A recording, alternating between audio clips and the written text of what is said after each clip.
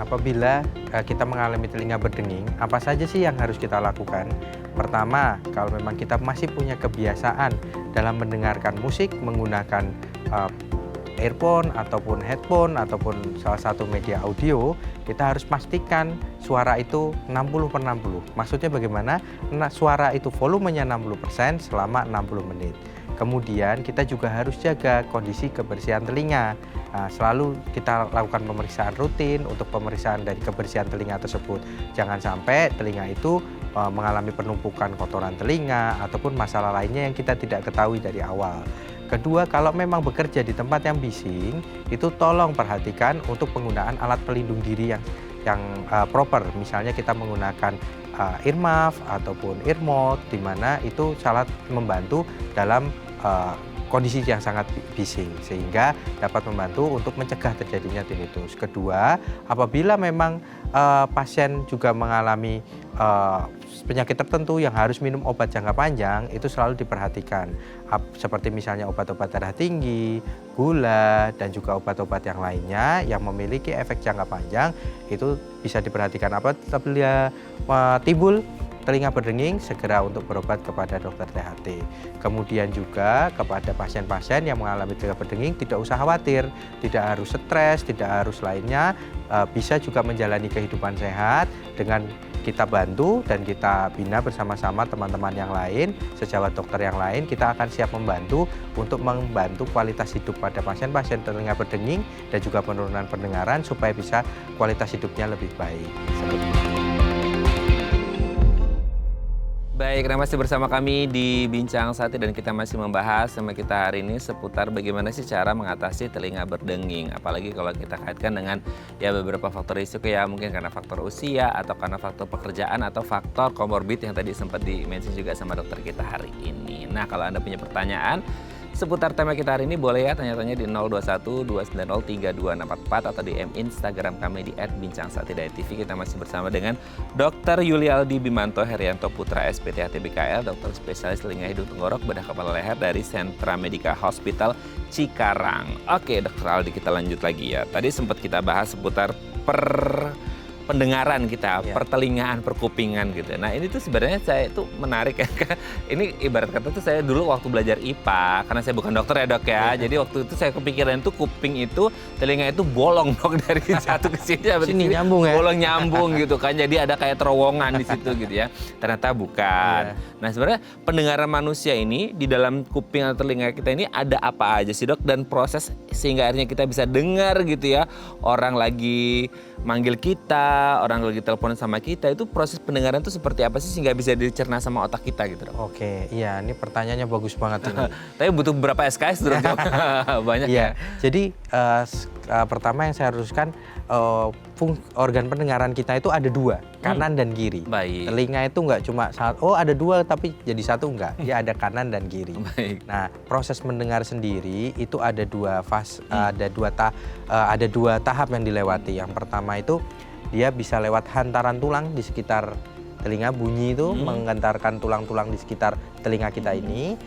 Dan yang kedua ada bunyi yang memang masuk, ditangkap oleh daun telinga, diteruskan ke liang telinga sampai semuanya menggetarkan si gendang telinga. Setelah gendang telinga bergetar, tulang pendengaran ada 3, Malleus incustapes ikut bergetar, kemudian dia menggetarkan rumah siput. Nah, di dalam rumah siput kita itu spesial banget, di dalamnya itu ada cairan, ada endolimfa dan perilimfa, dan dia tuh bergetar tuh. Rumah siput itu bukan berarti di dalam telinga kita ada siputnya ya dok? Enggak. Ya. Bentuknya sih memang seperti rumah siput ya. Dan dia bergetar sehingga cairannya itu menggerakkan sel rambut di dalam koklea yang ada di dalam rumah siput. Ada rambut ya dalam? Ada, sel silia itu bergerak, dia bergeraknya seperti defleksi begini atau seperti melambai gini ya. Nah, saat bergerak ini terjadilah pertukaran ion sehingga impuls listriknya timbul. Nah, impuls listrik ini yang diteruskan ke saraf sebagai bunyi dan diinterpretasikan di otak. Di bagian lobus yang memang fungsinya untuk mendengar sehingga kita bisa mendengar dengan baik. Nah, kalau ini tidak ada hambatan, tidak ada masalah, setiap orang akan mendengar dengan baik. Tapi kalau memang ada salah satu di tahap-tahap tersebut dari bergetar, terus penggantian jadi impuls listrik itu terganggu, nah itu pasti akan menimbulkan gangguan dari pendengarannya. Oke, berarti kalau ada satu bagian aja minimal ada gangguan, pasti ada gangguan pendengaran di orang itu ya. Entah kadang-kadang kurang atau menurun, itu pasti akan terjadi. Entah karena si rambutnya yang nggak bergoyang dengan baik dan lain sebagainya, itu pasti ada masalah gitu ya. Sekali. Nah sekarang kalau hubungannya dengan telinga berdenging gitu ya. Telinga berdenging ini kondisi yang seperti apa gitu? Maksudnya itu hanya terjadi di satu titik aja atau bisa jadi terjadi di lebih dari satu titik atau gimana? Oke, iya. Jadi kalau tinnitus itu ada beberapa klasifikasi ya. Yang pertama kita harus bahas klasifikasinya. Yang pertama tinnitus yang subjektif. Jadi dirasakan sama pasien tapi nggak ada sumbernya di luar ataupun pemeriksanya juga nggak bisa dengerin. Itu subjektif di pasien. Nah kalau yang kedua objektif. Objektif itu adalah yang bisa didengar juga dengan pemeriksa. Kadang dokter THT juga dengerin bunyinya seperti berdenyut dok, kayak nadi. Dut, dut, dut, dut. Nah itu kita dengarkan seperti itu. Nah itu namanya yang objektif. Nah kalau tinnitus yang subjektif kita tidak bisa dengar, memang kebanyakan masalahnya adalah dari proses di sel rambut tersebut. Nah jadi sel rambut tersebut mengalami masalah, antaran, ataupun dia mengalami kekakuan. Nah sehingga nggak bisa menghantarkan bunyi dengan baik, sehingga pas di persepsi di otak itu sudah diubah menjadi nging, ngung, atau berdesis seperti itu. Tapi kalau yang pulsatil biasanya itu ada pelebaran pembuluh darah di dalam telinga sehingga bunyinya dut, dut, dut, dut, dan begitu kita dengarkan pemeriksaan itu kita bisa mendengar, pemeriksa bisa mendengarkan sesuai dengan denyutan nadi. Nah itu namanya tinnitus yang sifatnya objektif dan dia pulsatil ya, berdenyut. Kalau non pulsatil dia nging, berdengung, mendesis dan sebagainya seperti itu. Jadi memang prosesnya adalah di proses hantarannya itu mau dimanapun bisa menimbulkan gangguan persepsinya. Kalau yang subjektif ya kayak gitu. Dari kedua itu yang subjektif dan objektif kira-kira lebih banyak yang mana sih dok terjadi? Oke, yang lebih banyak yang subjektif. Jadi berat dong dok. Iya, subjektif. Jadi yang subjektif. Jadi memang kita periksa dari pemeriksaan fisik ya, kita lihat, terus pemeriksaan penunjang kita nilai. Nah itu memang banyaknya adalah pasien yang subjektif. Kalau pasien yang objektif atau yang kita bisa dengarkan itu mesti ada masalah anatomi lainnya. Kita butuh intervensi yang lain. Tapi kalau memang yang subjektif, yang dia berdenging dan sebagainya, yang memang diinterpretasikan oleh pasien, nah itu memang kasusnya paling banyak. Kalau dari literatur yang terakhir itu saya baca, kalau di Amerika yang nerbitin ya, kalau di Indonesia kita ada beberapa literatur, tapi ya kalau di American Otolaryngology menyebutkan hampir tiap tahun 50 juta orang di Amerika. 50 juta? Iya, mengalami masalah tinnitus ini. Sehingga sampai membutuhkan treatment dan pengobatan. Jadi jumlahnya banyak. Jumlahnya banyak sekali dok, maksudnya 50 juta gitu ya. Bukan 50.000 tapi 50 juta kan. 50 juta orang. Nah dengan kasus yang tinggi seperti itu, meskipun itu di Amerika ya, berarti kan di Indonesia kita nggak ngerti maksudnya dengan faktor risiko apa aja sih dok? Apakah karena murni dari usia atau dari pekerjaan atau dari ras juga itu pengaruh atau gimana? Oh kalau disebutkan ras itu tidak memiliki pengaruh hampir sama. Tapi laki-laki sama perempuan itu lebih banyak laki-laki. Kenapa? Kenapa dong? Ya, satu resikonya adalah pertama bekerja. Mungkin laki-laki itu banyak yang bekerja di tempat yang memang bising. Ya, terus polusi bunyinya cukup tinggi, misalnya di jalan. Ya, itu semuanya kayak gitu. Terus kedua merokok. Ya, lebih banyak populasi laki-laki yang merokok.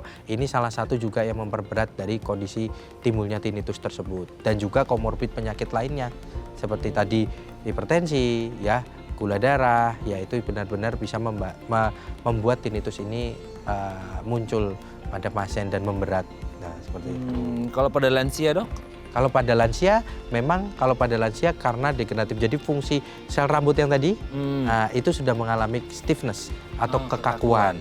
Nah, sehingga saat dia mengalami kekakuan, sehingga dia memang sudah kurang baik. Terus sehingga kalau sudah kekakuan, dia mengalami kematian selnya, sel rambut itu, sehingga memang nggak ada yang jual ya. Jadi memang dia sudah habis, dia tidak bisa digunakan lagi. Nah, akhirnya menimbulkan gangguan berdenging tersebut. Bahkan pendengarannya juga ikut menurun, biasanya disertai dengan itu pada lansia. Itu sel rambutnya nggak bisa regenerate, Dok? Nah, sampai saat ini belum ada obat-obatan tertentu yang bisa membantu dia untuk menjadi regenerasi dan sebagainya. Wah. Seperti itu. Itu yang masih kita harus garis bawahi kepada pasien. Memang kalau sudah sifatnya seperti ini, kadang sifatnya permanen. Nah, kita akan membantu untuk membiasakan, satu, kedua untuk mengurangi frekuensi itu muncul dan membuat pasien itu lebih nyaman berdampingan sama tinnitus ini. Betul ya, karena quality of life-nya harus tetap dijaga ya. Betul Karena sekali. masalah regenerasi ini jadi persoalan besar gitu ya. Betul, Kalau kita betul. ngomongin sel rambut yang ada di telinga. Oke Dok, nanti kita lanjut lagi ya di Iya. segmen selanjutnya ya. Oke pemirsa, kami akan kembali saat lagi, kita bersama kami di Bincang Satu.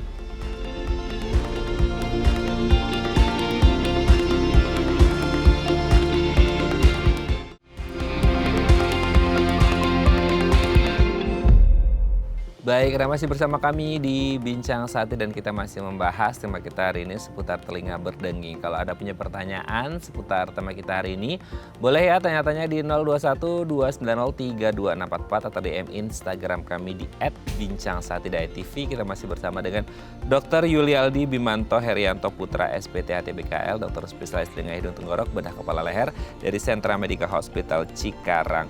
Dok, kalau kita tadi kan disebutkan ya dengan beberapa faktor risiko dan kondisi suara gitu. Nah sebenarnya yang dirasakan sama orang yang mengalami telinga berdenging atau tinnitus ini kayak tadi kan ada beberapa suara ya kayak ngingung atau desis gitu. Nah itu tuh yang dirasain hanya ngingnya aja gitu ya. Kayak kan kalau kita kadang-kadang itu suka nging sesekali gitu ya. Tapi kan kalau untuk orang telinga berdenging dia tuh hanya ngerasain suara aja. Ibarat kata kayak kita ngedengar kayak suara apa ya kalau sound system lagi feedback gitu ya kayak gitu. Itu atas sebenarnya dia selain ngerasa dengar suara ada kayak semacam apa ya Dok, kayak gejala klinis yang nyeri gitu atau sakit atau gimana? Oh iya, jadi kalau pasien pada tinnitus itu dia persepsi yang dirasakan itu berdenging, berdengung atau berdesis atau gemuruh dia seperti itu. Dan kadang juga itu sampai menimbulkan nyeri. Jadi kayak pasien itu ngerasa, aduh kok ini terlalu tajam berdengingnya, sehingga nimbulkan pada pasien itu rasa tidak nyaman. Itu yang paling sering dirasakan sama pasien. Terus kadang kalau nyerinya itu bukan nyeri yang rasanya sakit gitu ya, tapi memang tajam sampai menimbulkan sakit kepala. Nah itu dia. Iya. Kalau akhirnya menimbulkan kayak sakit kepala gitu, dia kan kadang-kadang kalau orang mengalami sakit kepala itu biasanya ya kan di kepala itu kayak penuh gitu, akhirnya mereka bisa kayak kerasa mual gitu nggak sih Dok? Atau Ya, itu betul. beda case atau gimana? Betul, bisa juga ada yang namanya sindrom Meniere ya pada pasien itu mengalami pusing berputar, terus kadang telinganya terasa penuh, terus juga berdenging. Nah, penurunan pendengaran telinga itu sindrom Meniere itu kadang juga bisa timbul pada suatu pasien tertentu, sehingga dia udah pusing berputar, kadang juga nyeri kepala ya tidak nyaman ya, itu terus juga dia berdenging, ya itu benar-benar tidak nyaman. Itu kadang pasien sampai harus datang ke gawat darurat karena masalah ini seperti itu. Nah, nyeri yang ditimbulkan dan rasa berdenging yang terus timbul ini bisa menimbulkan stres pada pasien. Betul dong. Nah, stres. Semakin pasien itu stres, semakin ada penelitian menyebutkan semakin itu pasien stres, semakin tinggi rasa berdengingnya. Bahkan ada beberapa pasien yang memang karena impactful stresnya cukup besar, itu sampai saya harus kolaborasi dengan teman-teman sejawat dari dokter psikiater. Jadi dia betul-betul membantu untuk pengelolaan stresnya. Begitu stresnya, manajemennya turun, diberikan obat-obat tertentu, dan kita juga bantu dengan obat-obatan tertentu. Nah, ini frekuensi berdengingnya mulai turun, intensitasnya mulai turun. Nah, quality of life-nya dia bisa naik, dan nyerinya pun yang dirasakan itu juga menurun. Karena nyerinya bukan nyeri yang betul-betul karena luka dan sebagainya, tapi nyeri yang memang tidak nyaman dirasakan sama pasien. Itu menarik tuh Dok, maksudnya sampai lintas disiplin ilmu ya, psikiatri gitu. Tapi sebenarnya kayak yang berdengingnya nambah itu sebenarnya bagi orang ini ya karena tingkat stresnya naik gitu, itu medically proven maksudnya atau subjektifnya dia aja karena stres akhirnya kerasa lebih denging atau karena memang benar secara medis juga terbukti gitu. Iya betul. Jadi secara medis tuh sangat terbukti. Ya, kalau misalnya dia berdenging terus jadi stres. Nah, ini menjadi salah satu Collab ya? collab yang sangat kuat untuk quality of life-nya pada pasien. Nah, itu sangat mengganggu sekali. Dan yang paling sering terganggu adalah pasien saya datang itu adalah gangguan tidur.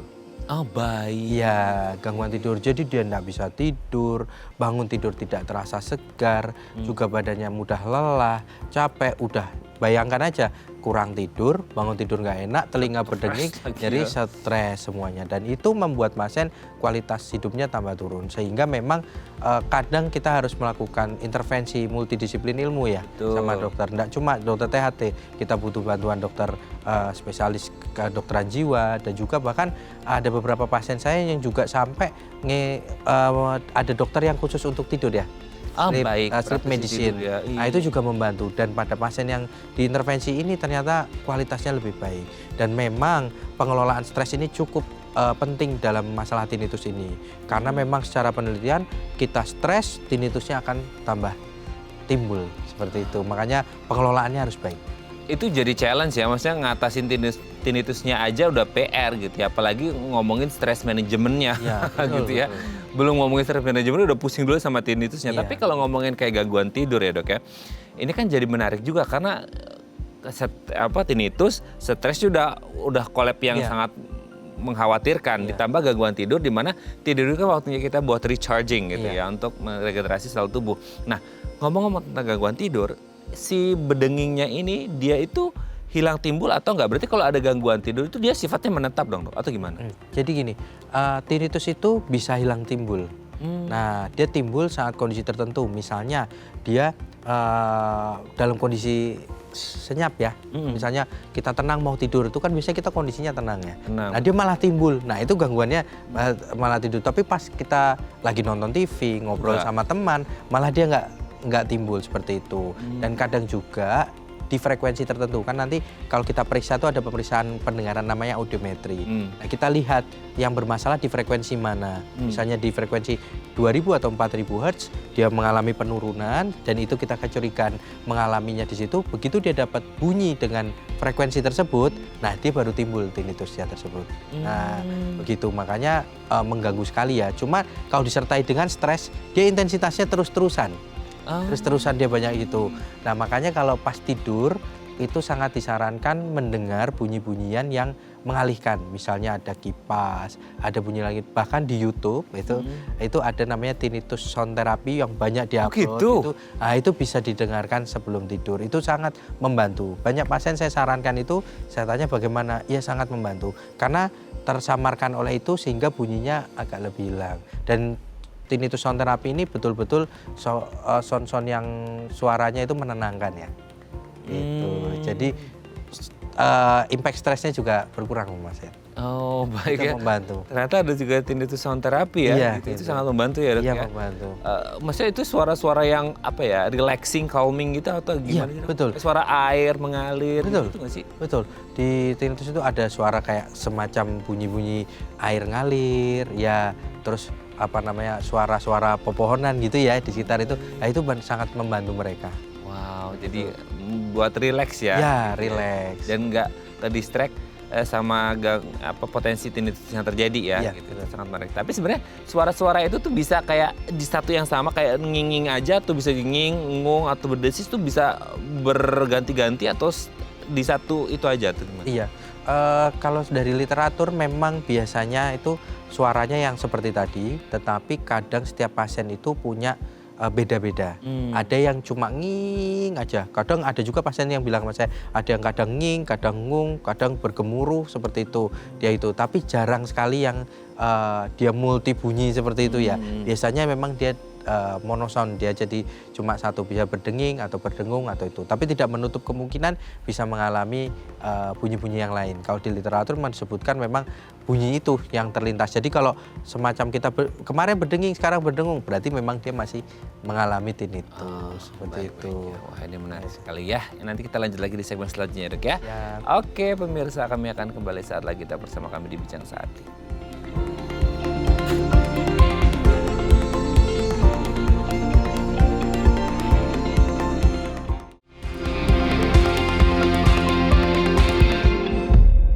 Baik, Anda masih bersama kami di Bincang Sate dan kita masih membahas tema kita hari ini seputar telinga berdenging. Kalau Anda punya pertanyaan seputar tema kita hari ini, boleh ya tanya-tanya di 021 290 3244 atau di Instagram kami di @bincangSate.tv. Kita masih bersama dengan Dr. Yulialdi Bimanto Herianto Putra SPT ATBKL, dokter spesialis telinga hidung tenggorok bedah kepala leher dari Sentra Medika Hospital Cikarang. Oke, Dok.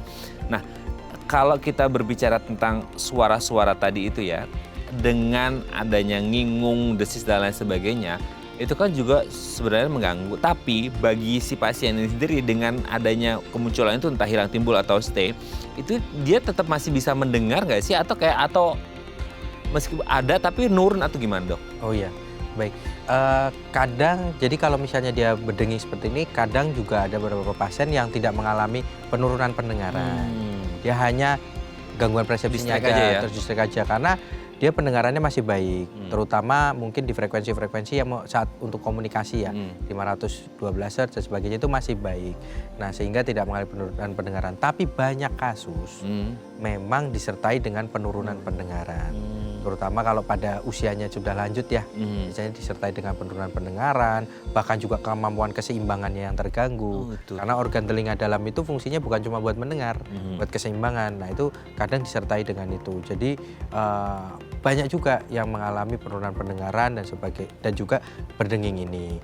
Tapi ada beberapa kasus yang memang cuma pure dia berdenging aja. Cuma memang kita harus periksa komprehensif ya. Walaupun dia komunikasi masih bagus, kita bisa periksa dengan menggunakan audiometri tadi, tes pendengaran. Kalau dia berdenging, kita lakukan pemeriksaan baik dari OAE, audiometri, semuanya kita periksa. Ternyata pendengarannya turun, biasanya masih tampak tapi masih ringan seperti itu, sehingga pasien masih belum kerasa banget, untuk pendengarannya masih terasa lebih baik seperti itu. Tapi sebenarnya dia sudah mengalami penurunan pendengaran walaupun ringan. Nah, ngomong-ngomong tentang pemeriksaan, Dok, mungkin kan tadi sempat kita mention juga beberapa faktor risiko ya, mungkin dengan lansia lah, ada beberapa penyakit mungkin sindrom metabolik, terus kemudian orang-orang dengan pekerjaan tertentu dan lain sebagainya lah gitu ya. Itu kalau misal, oh Dok, saya ada faktor risiko atau orang ini dapat hidayah lah ya, nggak perlu pakai ada faktor risiko, terus kayak ingin pemeriksaan, kayaknya udah tahu usianya 40 plus gitu ya. Sehingga kayak, oh untuk meminimalkan terjadinya telinga berdenging, itu ada nggak pemeriksaan yang bisa dilakukan untuk mengetahui bahwa kondisi telinganya masih baik-baik saja atau enggak? Iya, betul.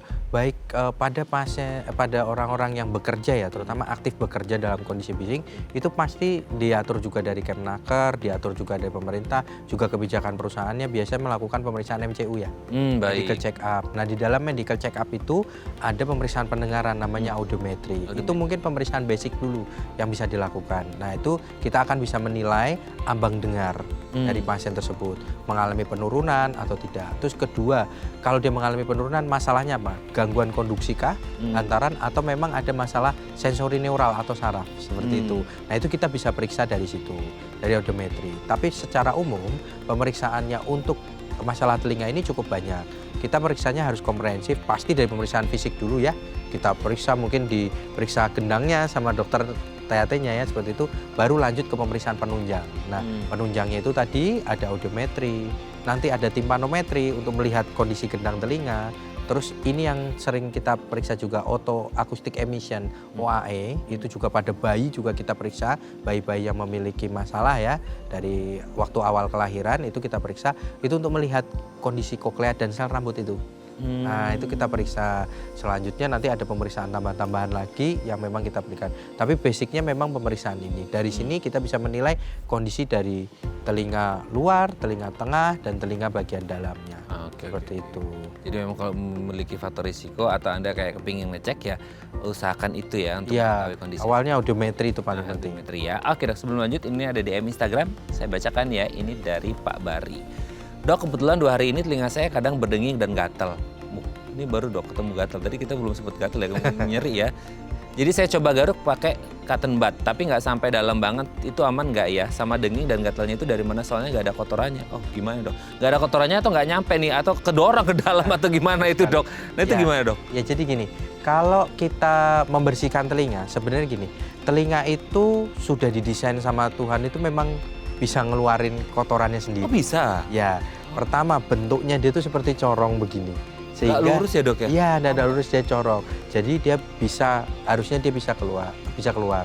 Terus juga kotoran itu hanya terbentuk di sepertiga luar saja, nggak sampai dalam. Jadi kan telinga itu ada rambutnya ya. Nah disitulah dia di mana ada kelenjar-kelenjar serumen yang memproduksi kotoran. Nah di situ.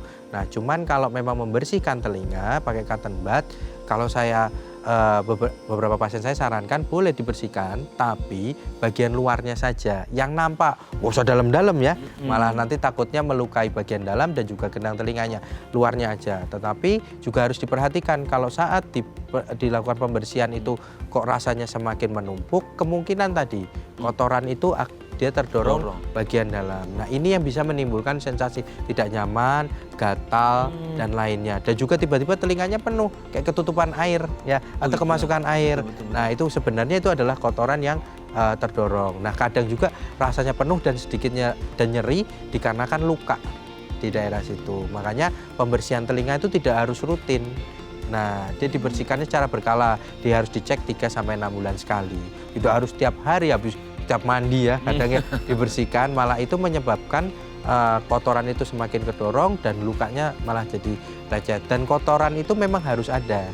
Oh gitu dong? Situ. Fungsinya apa? Normal berarti ya, wajar ya? Betul, dia fungsinya untuk melembabkan, menjaga pH. Di situ juga ya di telinga ada di literatur tersebut kan, ini menjaga kondisi di telinga, pH-nya, kelembapan, humidity, semuanya di situ. Supaya dia, dan juga selanjutnya serangga nggak masuk, karena nggak suka sama baunya. Semakin bersih malah kulitnya semakin kering ya, semakin gampang untuk dimasukin sama makhluk-makhluk yang seharusnya tidak boleh masuk dalam telinga. Jadi bisa menolak serangga ya? Karena dia mencium baunya. Iya itu baunya dia nggak suka. Kecuali serangganya lagi pil, nggak bisa nyium bau ya. Oke, ini bisa menjawab pertanyaan Pak Bari dan semoga sehat selalu ya. Oke dong, nanti kita lanjut lagi ya di segmen terakhir ya. Oke pemirsa, kami akan kembali saat lagi, tetap bersama kami di Bincang Sehati.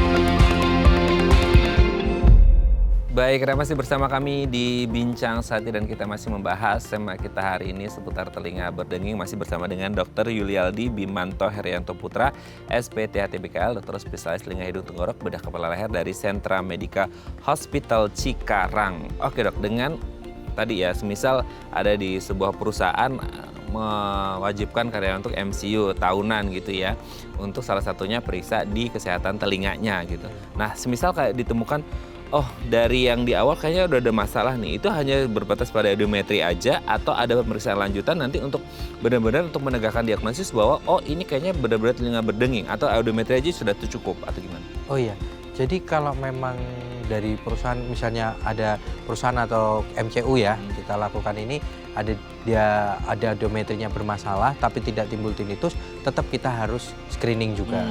Nah apalagi yang memang dia ada timbul keluhan dari berdenging tersebut, kita harus periksa semuanya. Dari pemeriksaan fisik tadi ya, pemeriksaan fisik, kita wawancara dulu pasti. Kita harus tanya pasiennya nih, apakah dia sejak kapan berdengingnya, terus berdenging ini timbulnya kapan aja, dengan kondisi apa, onset kita juga cari, kemudian juga faktor resiko ya, kita tanya apakah punya penyakit tertentu, kemudian minum obat tertentu atau tidak. Nah itu penting. Nah baru selanjutnya kita dari periksa. Nah memang kalau kadang MCU itu datang dari perusahaan itu audiometri yang memang dia nggak segitu lengkap.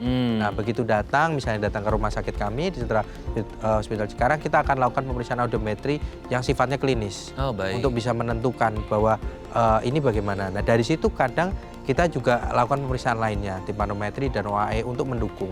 Tapi dari audiometri aja kita bisa lihat kondisinya ini adalah masalah di sarafnya atau masalah di konduksinya. Nah biasanya berdenging itu di bagian sarafnya. Nah, grafiknya tuh ada tertentu.